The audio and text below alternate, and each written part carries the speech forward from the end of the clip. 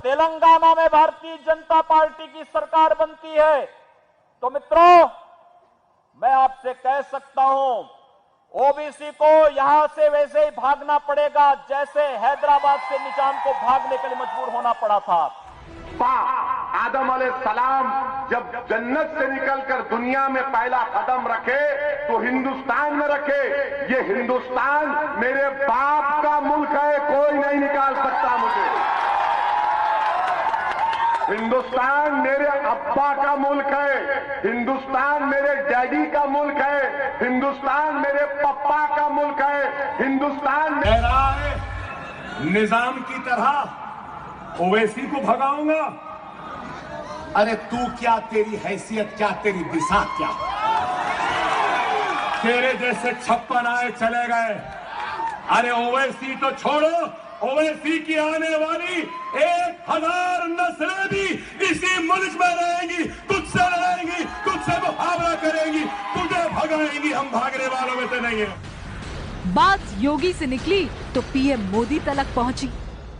हमें मत छेड़ो, मत छेड़ो। चाय वाले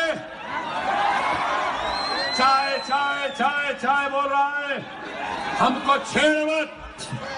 याद रख, इतना बोलूंगा कि कान में से पीप बहने लगेगा, खून निकलेगा। अरे तुमने क्या किया?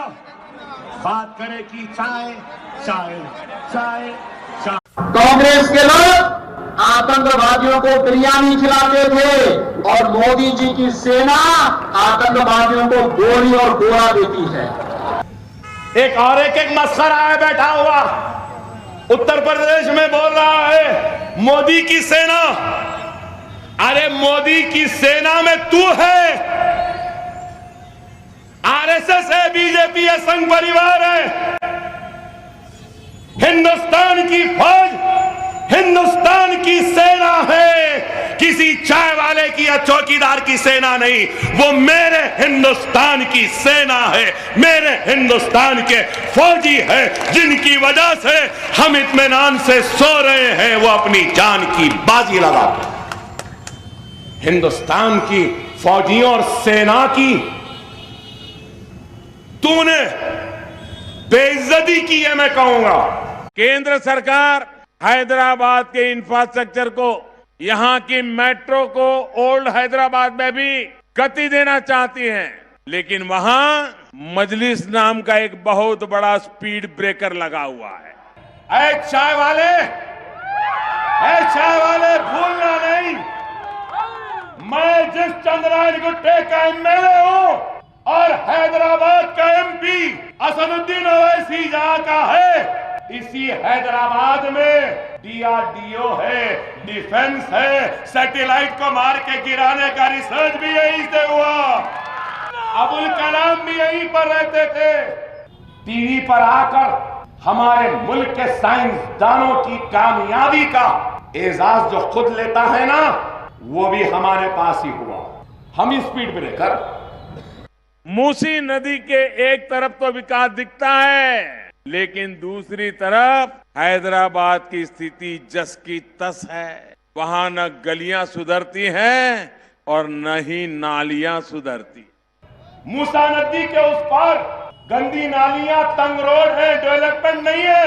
पुराने शहर में नालियां हैं, हाँ चाय वाले, चौकीदार नालियां हैं। पाइप लेकर आजा, गैस निकाल।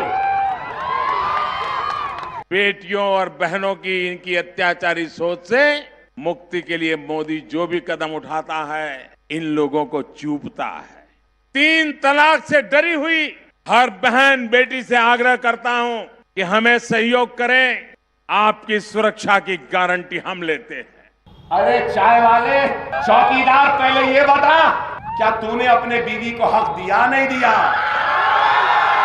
तेरी बीवी कहां है, कहां रहती है? 52 ममालिक को घुमा फिरा, 2000 करोड़ रुपया खर्चा, एक भी दौरे में बीवी साथ थी। हमारे बच्चियों का, हमारी खवातीन का बेटी बचाओ बेटी पढ़ाओ की बात करने वाले कल के चाय वाले, आज के चौकीदार, पहले अपने बीवी को उसका हक दे दे। कि कार भले ही केसीआर सवार हो, लेकिन स्टीयरिंग मजलिस के हाथ में। भारतीय जनता पार्टी के सदर अमित शाह से पूछना चाहूंगा कि तुम्हारे पास तुम्हारे बेटे की कंपनी में कैसे रातों रात 100 करोड़ आ गए, कहां से आ गए? तुम्हारी पार्टी भारतीय जनता पार्टी 2004 या 5 में कितने असासे थे, कितना पैसा था, एग्जैक्ट तो याद नहीं, लेकिन आज से 10 बरस पहले, 12 बरस पहले चंद 100 करोड़ रुपए भारतीय जनता पार्टी के खाते में थे, इनके असासे थे। लेकिन आज उसी भारतीय जनता पार्टी के पास 1000 करोड़ से ज्यादा पैसा है इनके अकाउंट में। ये कहां से आया, किसने दिया, किस तरीके से आया? करप्शन की बात करते हैं। वेस्ट बंगाल में कल जो जलसा हुआ, 53 लाख रुपया तो सिर्फ ट्रेन में लोगों को लाने के लिए अदा किया गया। तो ये व्हाइट मनी है या ब्लैक मनी है? कहां से आया ये पैसा, मैं पूछना चाहता हूं। ये बात सही है कि सबसे पहला जो हमने काम किया है इस देश में